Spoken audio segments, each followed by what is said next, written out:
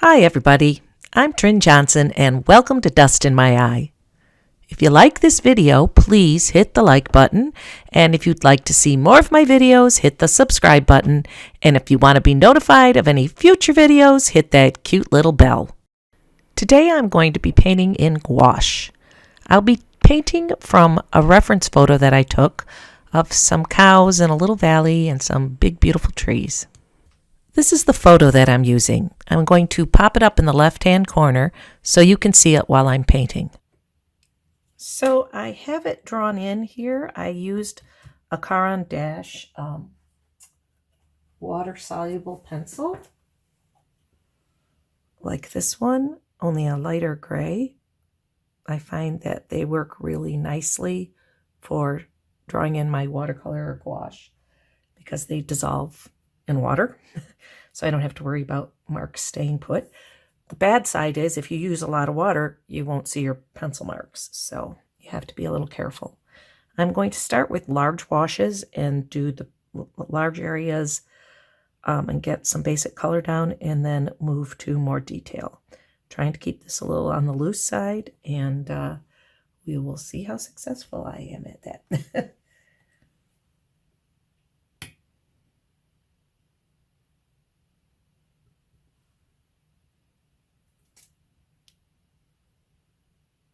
This is a mix of cobalt blue and a little Payne's gray and a little white.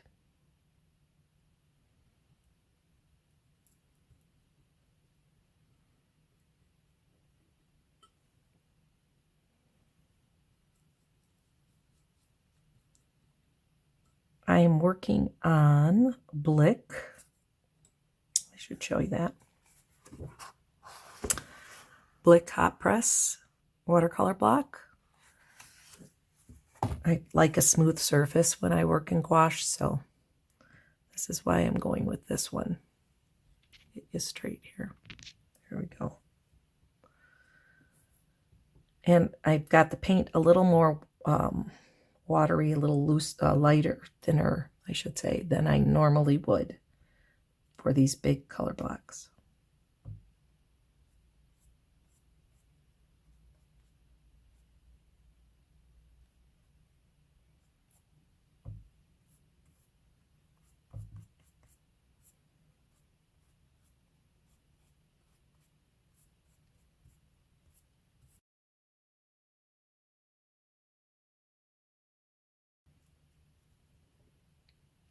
I am using a big flat brush.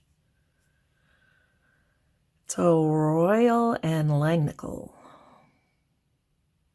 19mm Zen 3/4 inch.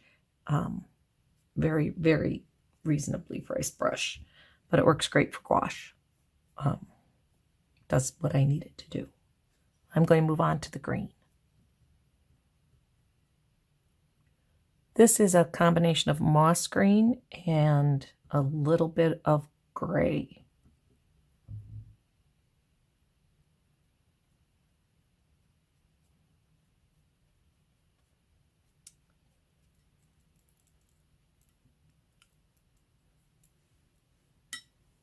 Now I'm going to work on the grass, and this is a little lighter green. It is olive.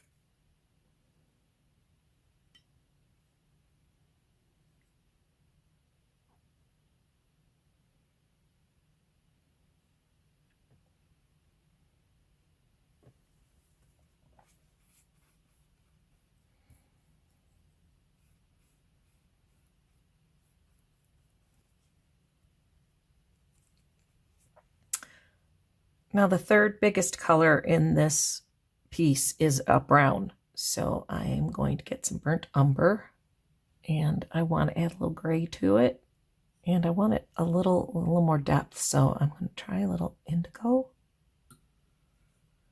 Now I'm going to use this big one to do the big tree, and then smaller ones to do some of the smaller trees and get them roughed in. And I got this little dirt patch over here that I'm going to try and do too, but I'm going to add a little more reddish brown to it before I do that. So this is just our first layer.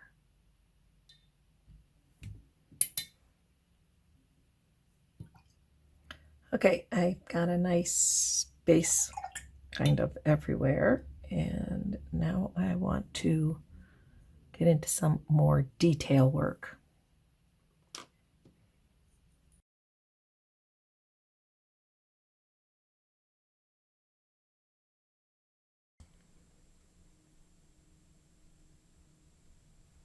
I'm just tweaking the sky a little bit here and there.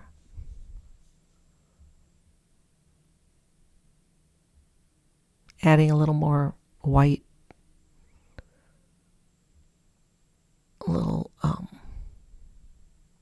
leaves in the trees, kind of starting with a mid-tone. I go over the trees quite a bit, going from dark to light to dark to lighter to darker.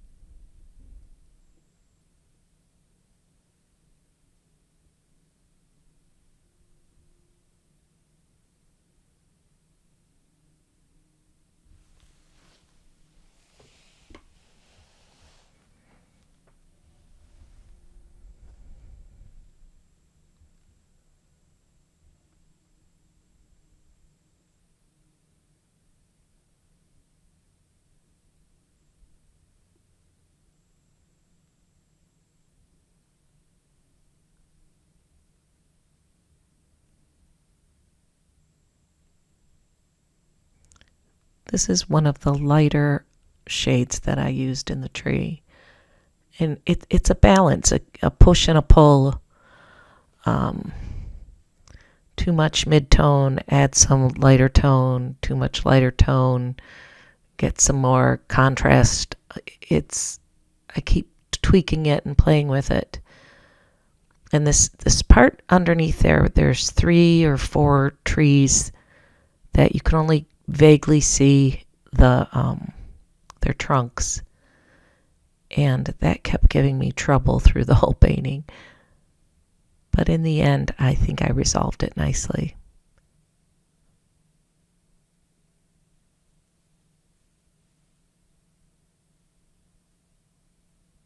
And there's some of my darker green, trying to go in the underside of the groups of leaves.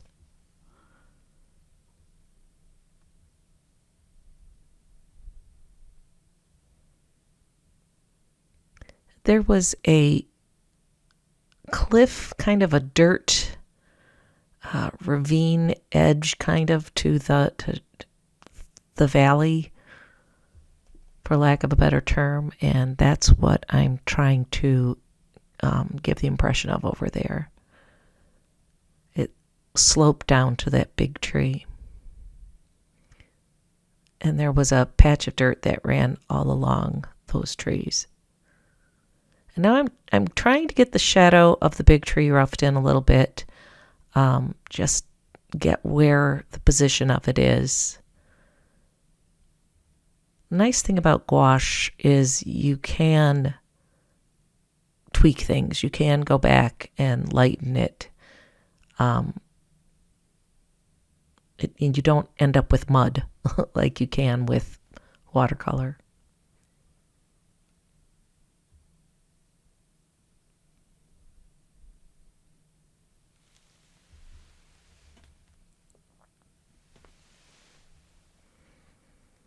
A little work on the horizon. And I'm just trying to add some variance to that ground, cliffy dirt area.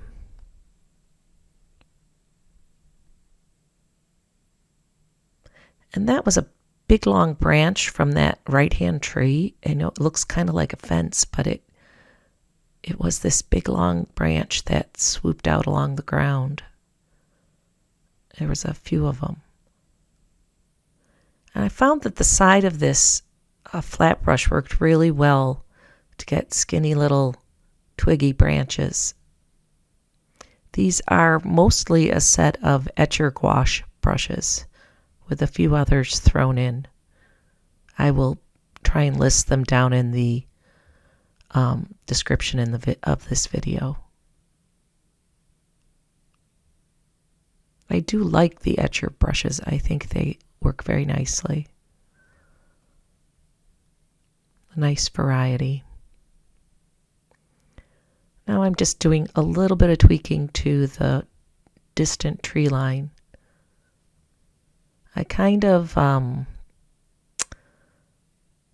took out my artistic license and decided that I wasn't doing it quite like it was. Skipped some things, moved some things, make them more aesthetically pleasing.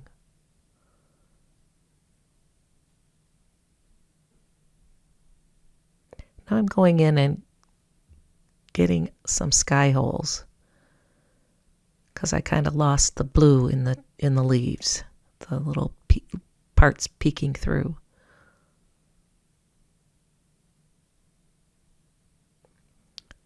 A little more tweaking of the sky. And a little work on the trunk of the tree to make it a little more interesting.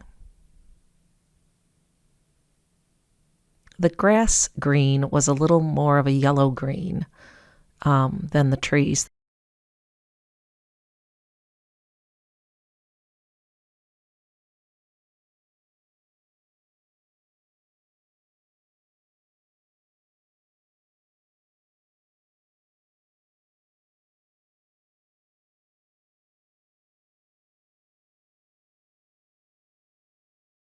I skipped the two cows that were over here. I decided, and the ones that are over here too, I was going to just concentrate on the cows, these 3 cows.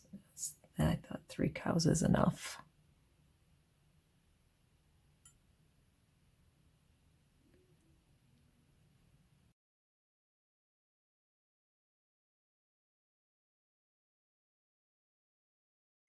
This one little dark cow was behind the more tawny shaded cow, which was very nice of him to stand right behind that other cow, or her, I should say, to set them off. You have nice contrast. The other cow that's in the back was mostly in the shadow, like entirely in the shadow, so it's just a silhouette entirely. These cows have a little bit of shaping, but I didn't want to draw or paint a realistic little miniature cow. I wanted an impression of a cow. And the yellowish cow, the next cow, the one in front of him, had its nose buried in the grass. So it's kind of an odd look.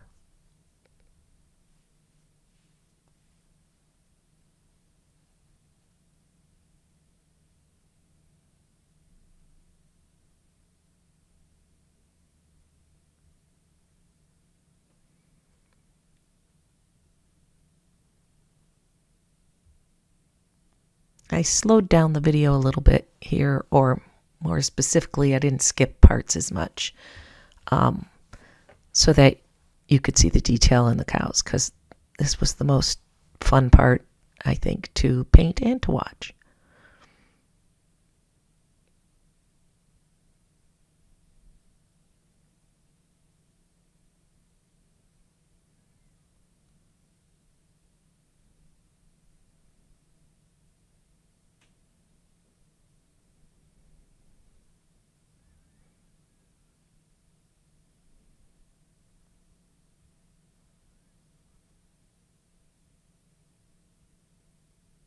The tawny colored front cow had some nice white markings, whitish markings on it that worked really nicely to give it a little bit of interest.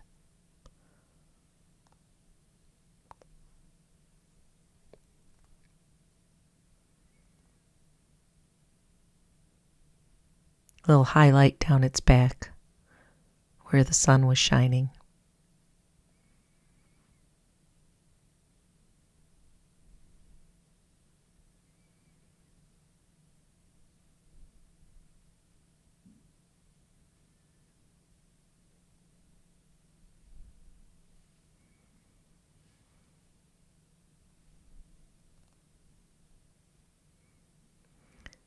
Now see how that light little hill in front of them kind of really sets off the cows. And now I'm just getting the other cow roughed in there.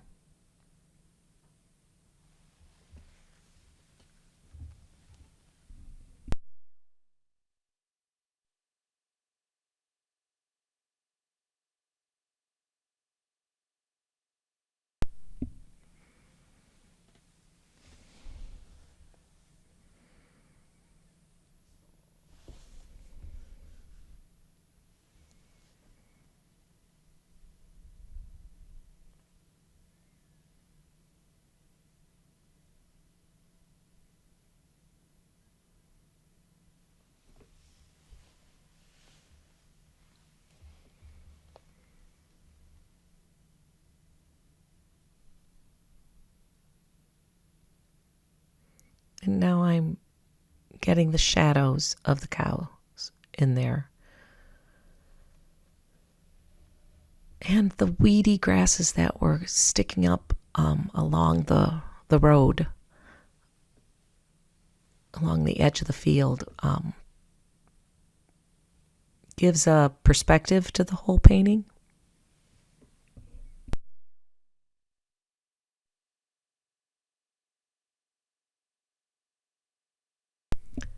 Again, I didn't want to get too detailed, but it was the part of the scene that is closest to the viewer, so it would be the thing that would be more detailed.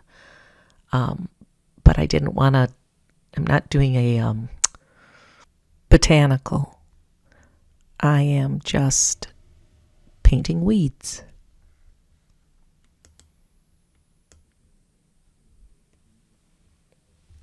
Just getting a little more detail. It pops so nice with that brown background. This is where they really show up.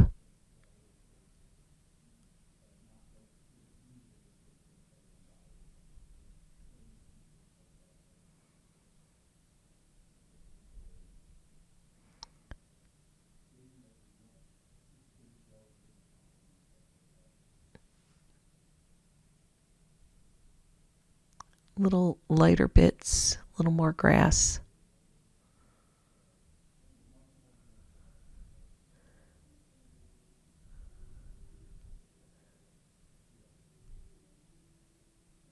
I don't know if you can see it, but there's little yellow flowers in these weeds. And I'm trying to get the lighter bits in and the little yellow flowers so that it adds a little bit of interest color-wise to the painting.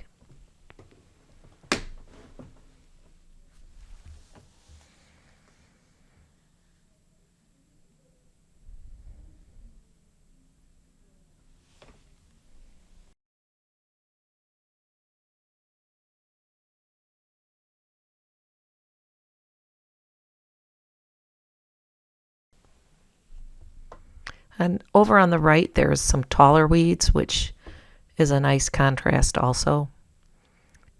Give a little bit of height to them.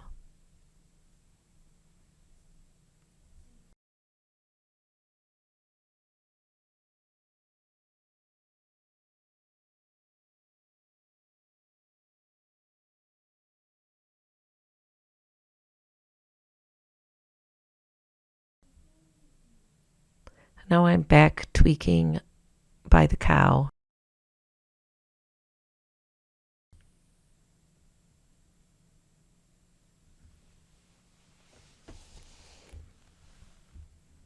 Going over the trees again.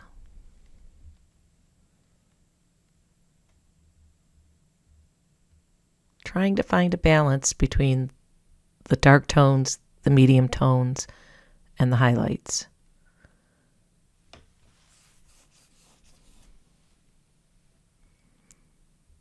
Sometimes it helps to turn your page, your paper, so that you can get a better angle on things. I don't do that a lot when I'm demonstrating because it's hard to make sure it stays in the camera catches it so that I'm not going out of frame.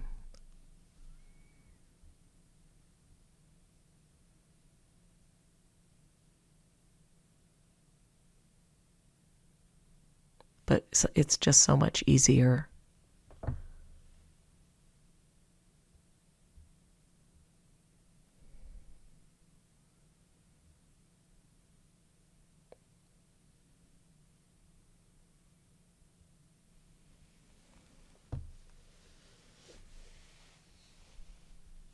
A few more grass blades.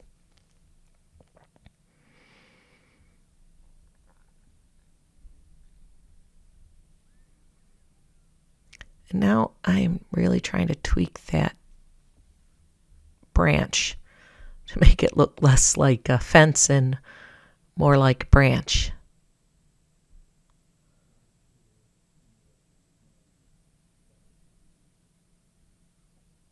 In the end, it doesn't really matter how it reads, though, because it could be either.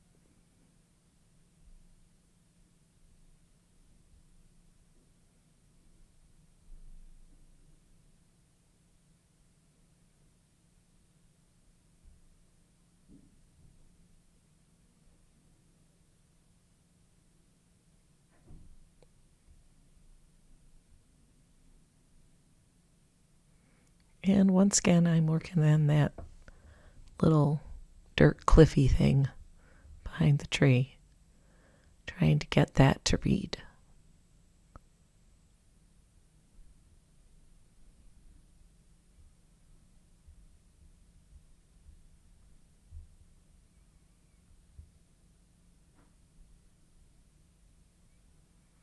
And I decided that the grass needed a little more contrast, so I went in with a darker green, just here and there, balance out the whole painting a little better.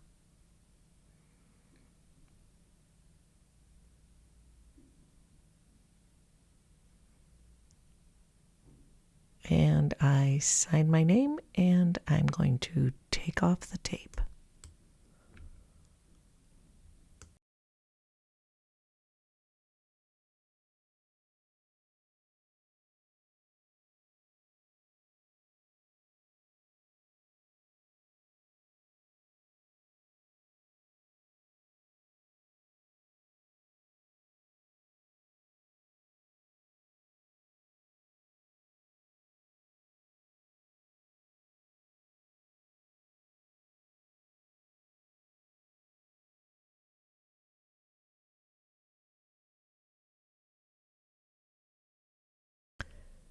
Now you may notice that it changed a little bit because standing back away from it and looking at it later, I found that the area in between the two main trees wasn't reading as trees.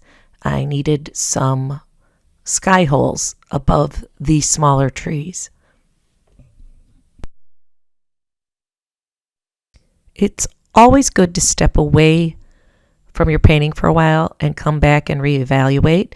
It also helps to step away from your reference photo because you're painting a painting, not a painting of your reference photo. And what reads in the photo or doesn't read in the photo doesn't really matter. It matters if it reads in your painting or not. So I think it was a more effective painting to put a little sky above those trees, and even if it wasn't there in the reference photo. I hope you enjoyed watching today, and if you did, it would be great if you could hit that like button and subscribe and the bell to be notified, because it really, really helps my channel grow, and I truly appreciate it. Please check out my Etsy shop, where I have all my monsters for sale, along with prints and some originals of my artwork. See you next time.